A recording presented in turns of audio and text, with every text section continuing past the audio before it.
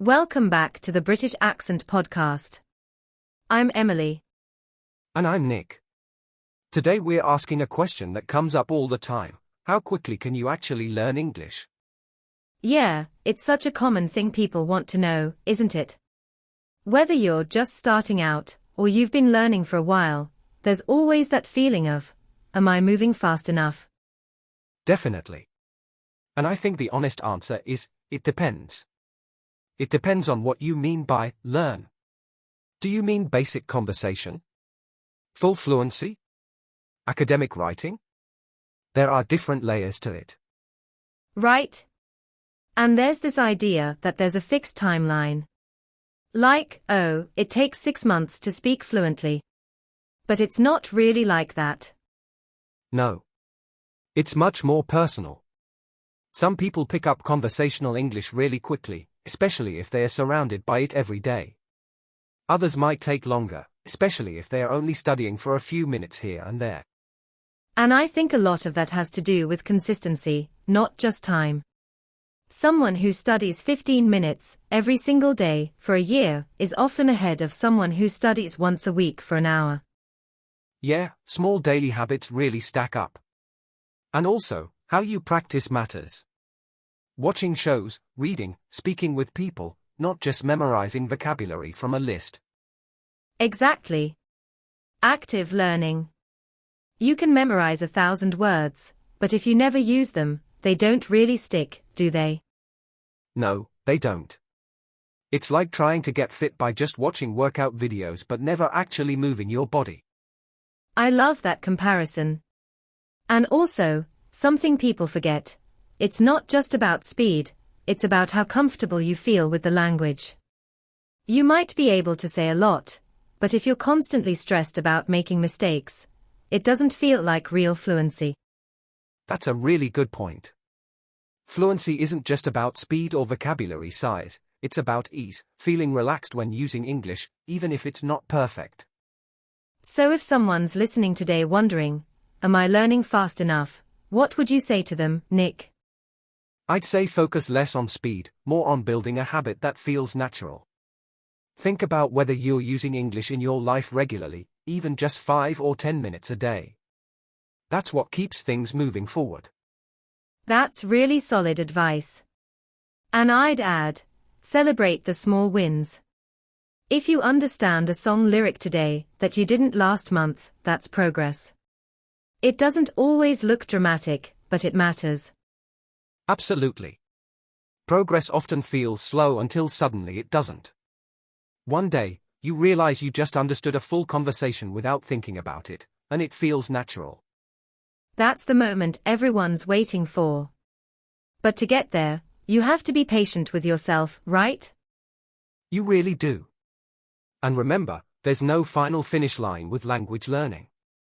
There's always something new to learn, even for native speakers. That's so true. And it takes a lot of pressure off when you realize that. It's not about racing to some imaginary end. It's about enjoying the journey and keeping it part of your daily life. Yeah, because once English becomes part of your routine, it feels less like a task and more like something natural. You might listen to music on the way to work, or read a short article before bed. Or chat with a friend online. Send a quick message in English, even just writing your to-do list in English. All of that adds up. Exactly. And I think people often underestimate how much progress happens quietly, when they are not really thinking about it. Like when you suddenly realize you didn't translate something in your head before understanding it. That kind of shift usually creeps in without warning. That's the best feeling, isn't it? When it just happens naturally. Totally. But again, it's built on all those tiny, consistent moments, not from cramming for 8 hours one weekend and then forgetting about it for a month. Yeah, that doesn't really stick. It's all about showing up a little every day.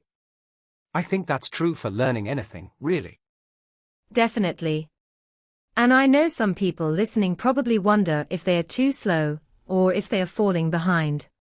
But honestly, comparing yourself to someone else's speed doesn't help. No, because everyone's learning situation is different. Maybe someone else has more free time, or they live in an English-speaking country, or they just have different priorities. Exactly.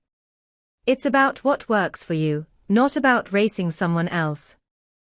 And sometimes when people ask, how quickly can I learn English, what they really mean is, when will I feel confident? That's so true. And confidence isn't only about how much English you know.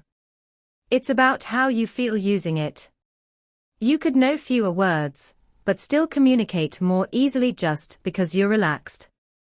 Yeah, like being okay with pausing, or saying, sorry, what's that word again?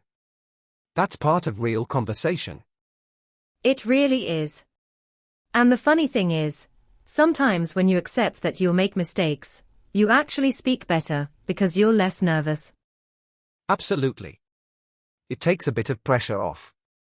So I guess, in a way, the quicker path to fluency isn't just memorizing grammar rules, it's building that mindset too. Right, the mindset that says, it's okay if I'm not perfect. I'm learning. I'm improving. That's something even advanced speakers have to remind themselves sometimes. I know I do, when I'm learning other languages. Same here. And I think that's a really encouraging thought for anyone listening. You don't have to wait until you're fluent to enjoy speaking English. You can start enjoying it now. Exactly. It's not about some big moment where suddenly everything clicks. It's about lots of little moments that quietly build into something bigger. And the more you show up for those little moments, the more natural it feels over time. You don't have to push so hard, it just becomes part of how you live. That's the thing, really. English stops feeling like something separate or something you only do when you're studying. It becomes part of your thinking, your routine. Yeah, like reading something in English while waiting for your train, or even just thinking to yourself in English when making a decision. Exactly. And when that shift happens, it's a good sign you're on the right track. Not because someone told you you're fluent, but because it feels easier.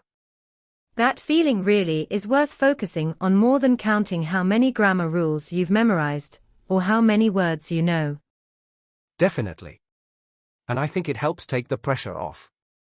Like, learning English doesn't have to be about finishing some kind of race. It can just be about creating a version of your life where English fits in comfortably. That's such a calm way to look at it. And much more sustainable too. If it feels relaxed, you're more likely to stick with it long term. For sure.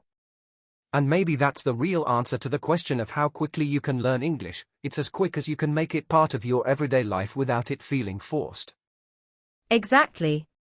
And that pace looks different for everyone. And I'd say, even if it feels slow at first, that's not a bad thing. Slow progress is still progress. It doesn't mean you're doing it wrong. Yeah. Some days you might feel really sharp, picking up new words easily, and other days it feels like everything's a bit stuck. That's just normal. Definitely. And those stuck days don't erase all the progress you've made. They are just part of the rhythm of learning. Also, sometimes when people feel stuck, it just means they are at that stage where things are getting a little more advanced. It's not a sign to stop, it's a sign to keep going.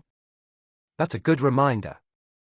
The hardest part sometimes is pushing through that middle stage, where you know quite a bit, but there's still more to learn and it feels endless. Exactly. That's when building a habit really helps. Not waiting for motivation, just making it part of the day, even if it's only for 10 minutes. 10 minutes is a lot better than nothing, honestly. That regular exposure keeps your brain connected to English without burning yourself out. And it can actually make the learning feel lighter. Instead of sitting down with a textbook for hours and feeling drained, it's more like small check-ins throughout your day. Yeah, like taking English with you wherever you go, rather than locking it in a study session. That way, it doesn't feel like a separate thing you have to force yourself to do. It's just part of life. You hear a phrase, you repeat it quietly to yourself, you think about how you'd say something in English during your day. And sometimes people don't realize that's actually part of learning. Even those little mental exercises, they count. Absolutely. It's not just about writing essays or memorizing lists. Thinking in English while you're walking to the shop, that's language practice too. It reminds me of people who live abroad for a while. They don't sit down to study English all the time, but they are surrounded by it, and it just builds up naturally. Yeah, exactly. But the nice thing is, you don't have to move countries to get that experience. You can create a mini version of that just by shifting your habits, listening to podcasts, reading things online, even following English-speaking creators on social media. Definitely. And the best part is, all those small things don't really take extra time. You're just swapping one habit for another. Right? Maybe instead of scrolling through things in your first language, you switch to English content. Same habit, just with a bit of a twist that helps you grow. And when that's your normal, you stop asking, how fast am I learning, so much, because you're already in it. You're already living with English around you every day. That's such a good feeling. When it's not just about studying anymore, it's part of who you are becoming. And I guess that's a good place to leave things today, just remembering that learning English isn't only about speed or perfection. It's really about building a life where English fits in naturally. Exactly. Step by step, habit by habit, until one day it just feels like something you do without thinking too hard about it. Thanks for joining us today on British Accent Podcast. If this chat helped you see things from a calmer perspective, we're glad. We'll be back soon with another episode. Until then, take care and keep speaking, even if it's just a little every day.